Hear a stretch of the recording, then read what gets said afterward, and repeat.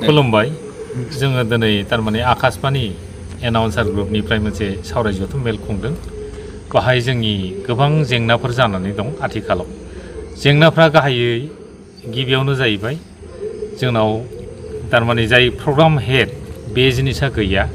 जोंनो बेखौ नांगौ जाय दा प्रग्रामखौ सालायो स्टेशनखौ सालायो बे गुवाहाटीनिफ्रायसो बियो मासाव बा एक मासाव 2 मासाव खेबसे फैयो बिथाङा ओरैनो बाय फन एसे माबायो किन्तु जोंनो नाङा जोंनो हाया बाहाय जोंहा ओरैबायदि जेंना जायो मानो प्रग्राम प्रडाक्शननि खोथा थायो कारन प्रग्राम प्रडाक्शननि बेलायाव माखासे रेटिंनि सोरनिबा सासे माबाखौ लेंहरोबा बेसेबां पेमेन्ट होनांगौ बेखौ सिन्थाय जों मिथिया दा बेफोर मिथिनाया जोंनि दायथ' नङा दा ओंखायनो दा जोंनि प्रग्राम सालायनायावबो स्मुथ जायाखै दा ओंखायनो जोङो ओरैबायदि थिरांथा लादों ज'थाय सावरायनानै जोङो मानगोनां जोंहा सानै एमपि दं रोनगोरा नार्जारी सार आरो जयन्त बसुमतारी सार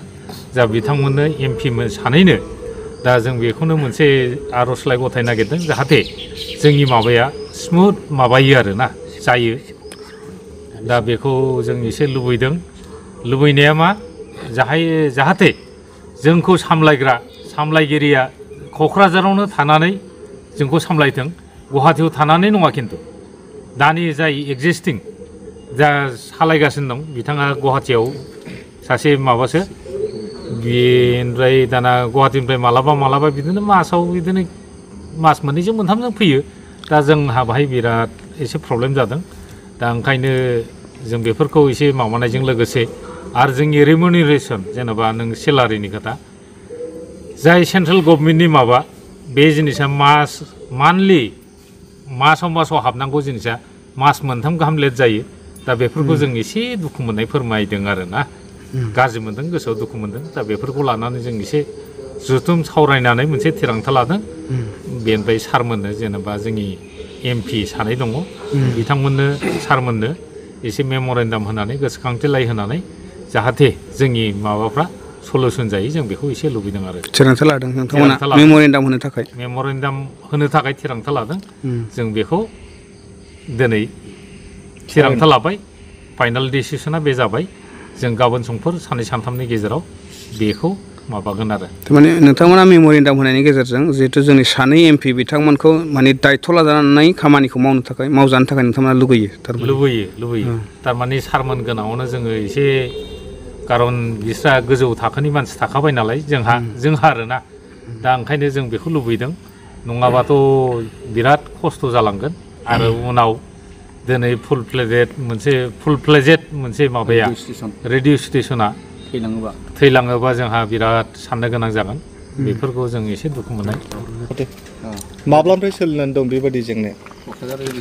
बे जेंनाया दिनैसिमहालागै दानिल' नङा एसे गोबाव जाबाय थारमाने जोंनाव जाय स्टेशन हेडमोन मोनसे देहायारि जेंनाजों जाब्रबथायजों बिथाङा दा गोग्लैसोनानै दं दा आरो बिथाङा नै फैगौ माबायावनो जानुवारियावनो आजिरासो लासिगोन दा जोंहा आरो बे गैबावाबा दा जोंनि प्रब्लेमफ्रा बिराद गेदेरनिफ्राय गेदेर जालांगोन ओंखायनो जोङो एसे जा हायो आरोना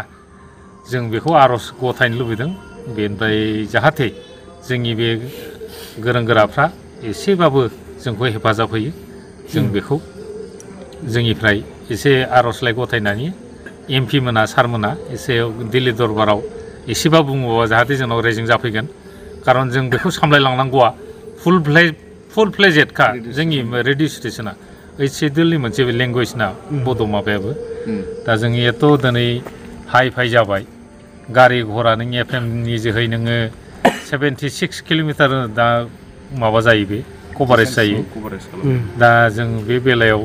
5 किल'मिटारखौनो जुदि कभारेज जानो नागिराबा जोंहा बाहाय दुखु मोननाय दं जों ओंखायनो एसे जेरैखि जाया आरो जों लकेल गभर्नमेन्टखौ मा खावलायनो लुबैयो लकेल गभर्नमेन्टखौ दा बेनो जोंहा बेफोर जोंनिनो मोनसे धोन बर' रावजों सोलिनाय जोंनिनो मोनसे सम्पति बादि साननानै ला कारन जों दाबो बिराद गोरों गोरा नङाबाबो जाम्बा जाम्बियाबो खोनासंग्रा दङ रेडिअखौ मोजां मोनग्रा दं दा ओंखायनो मोनसे आर'जआ बेल' जाहाथे बयबो जोंखौ हेफाजाब होयो जों आर'जलाइ गथायना दों बाहाय आरो मोनफ्रोमबो राजखान्थि हान्जा नङाबासो बिमा माहारिनि जायफोर हान्जाफोर माहारियारि हान्जाफोर बिसोर हेफाजाब होयो जों बेखौ आर'ज गाबहरो आरो नोंथांनिसिम मोनसे सोंथि जिहेतु आथिखालाव मबाइलनि जुग एबा इन्टारनेटनि जुग थ' आथिखालाव रेडिअ'खौ खोनासंनो थाखाय गोबां सुबुंफोरा मिथिया जानो हागौ जोंनि ओनसोलाव आकाशबाणी क'क्राझारनि जिहेतु रेडिअ' बा ब्रडकास्ट बेखौ माबोरैहाय खोनानो हागोन आरो मा मानि गेजेरजों खोनानो हागोन नोंथाङा फोरमायनो हागोन नामा? जोंनाव थारमाने ओरैनो चेनेल दंखायो 199.4 मिटार बे जाबाय मिडियाम वाइभ आरो किल'वार्सआ जाबाय 1052 आरो FM जों खोनासङोबा 102आव खोनासंनो हागोन आरो मालाय दा नोङो गारि घरा नों जेरावबो 80 किल'मिटारसिम कभारेज जायो होननानै खोनादों बयबो दामग्राफ्रा मालाय खिथादोंबो बेनिफ्राय जों दा ओंखायनो जों बेफोर कुवालिटिखौ एसे मेनटेन खालामनो लुबैदों जाहाथे जोंनि माबाफ्रा गोदान गोदान माबाफोरखौ जों बानायबाय थानो हायो जों बेखौ एसे हास्थायदों मबाइलनि गेजेराव जिहेतु एफएमनि अनगायै मबाइलनि जोहैबो दामनो हायो निउस अन एप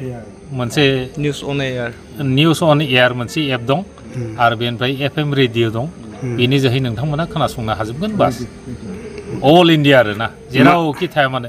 प्रिथिबियावनो खोनासंहैजोबनो हागोन मा टाइपनि प्रग्रामा आथिखालाव अल इन्डिया रेडिअ'नि गेजेरजों गोसारो रायजोफोरनि थाखाय माबायदि मुलाम्फा गोनां रेडिअ' खोनासंनाया रायजोफोरनि थाखाय थारमाने जेनेबा जोंनाव साख्रिनि रादाब ओंखारो सानफ्रामबो साख्रिनि रादाब जेनेबा जोंनाव दा लाइमोनफ्रा गोबाङानो एसे माबा जानानै दं जेनेबा बेखार जानानै दं दा सासे आबादारि जानोबा नों माबादि रोंगौथि थानांगौ दा बेफोरखौ आबादारिनि सासे राफोद आबादारिखौ जों इन्टारभिउ लायो बेफोरनि जोहै आलुआ मारै गायनांगौ कफिया मारै गायनांगौ बेनिफ्राय बेफोरनि जोहै खोनासंनानै ओरैबायदि आइडिया मोनगोन आरो मालाय बेनिफ्राय आरो हारिमु बिथिङाव नोङो हारिमुआव गाननि खोथा जोंनि बर'नि माबायाथ' बिराद गोजौखा बेफोरखौबो नों खोनासंनो मोनजोबगोन खुगा मेथाइआ माखौ होनो आरो गेदेमा मानसिफोरनि गोदोनि सल'फोर दङ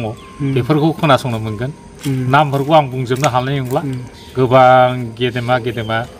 खन्थाइगिरि लिरगिरि माबाफोर जायफोरा बिथांमोना दिनै बे संसाराव गैला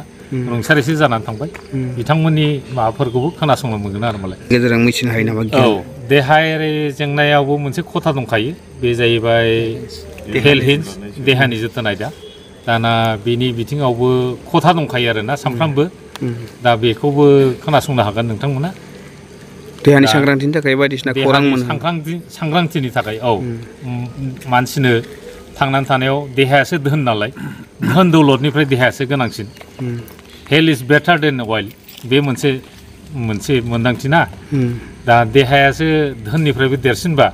दा देहानि सावरायनायबो मोनसे जायो दा बेफोरखौ जोङो रेडिअ'नि जोहै खोनासंनानै लानो हागोन मा खालामबा मा जायोबा जों मा बारायो बाहायनो हायो आरोना बेफोरखौ जोङो माबानो हायो आरो मालाय